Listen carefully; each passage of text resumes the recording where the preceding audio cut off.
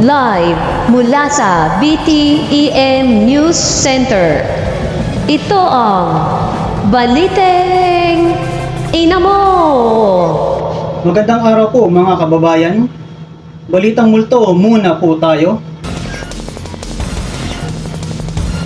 Multo, hinabol ng aso, tumakbo.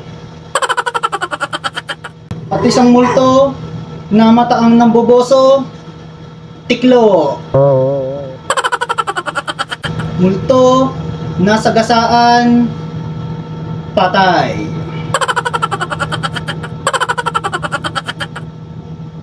Isang multo nanakot ng bata, bata nagsumbong sa tatay, tatay hinabol ng taga ang multo, multo tumakbo.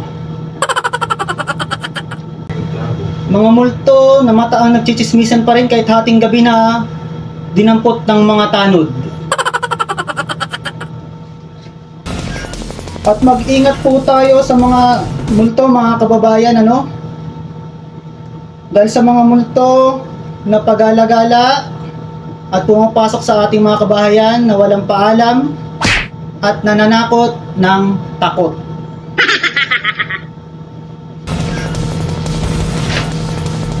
At balitang multo pa rin po tayo. Tulad nga nasabi ko sa inyo kanina, mag-ingat po sa mga pag-alagalang multo tulad itong ibabalita natin.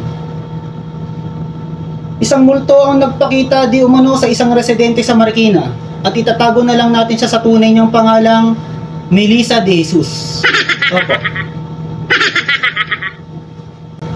Ayon sa kanyang panayam sa ating reporter na si Myla, opo, ayon kay Melissa, nagpakita daw sa kanya ang multo habang siya ay nagti-TikTok. Bandang 12:30 ng gabi. Okay. Nagulat daw ang biktima nung makita niya ang multo sa kanilang sala. Nakakakilabot. At dahil malakas ang loob nitong si Melissa ay sinubukan niyang kausapin ang multo kung bakit ito nagpakita sa kanya. At sumagot naman ang multo. Nakakatakot. At ang sabi ng multo sa kanya ay kung may kakilala daw itong si Melissa na nagbebenta ng beauty products. At gusto kasi mag-reseller daw nitong multo doon sa kabilang buhay. At dahil sawa na daw itong multo sa pananakot at sa pag-alagala, ay mas gusto na nitong magbenta na lang ng mga beauty products, etc. doon sa kabilang buhay. Tignan mo nga naman. At sakto naman na online seller pala itong si Melissa at nagbebenta siya ng mga beauty products, damit at kung ano-ano pa. Okay?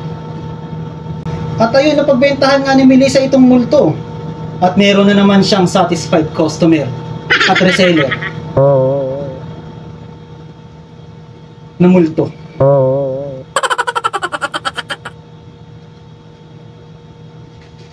Paano nga pala yung bayad ng multo? Ay, ewan.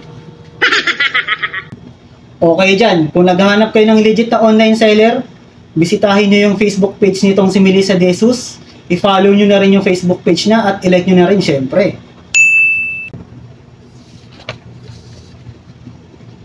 O, wala na tayong babalita? Okay. At dito na po nagtatapos ang ating pagbabalita mga kabayan. At ako nga pala ang inyong lingkod, Teng Inamo. Nagbabalita, Baliteng Inamo. Okay na? Okay. Okay na po, sir. Good job.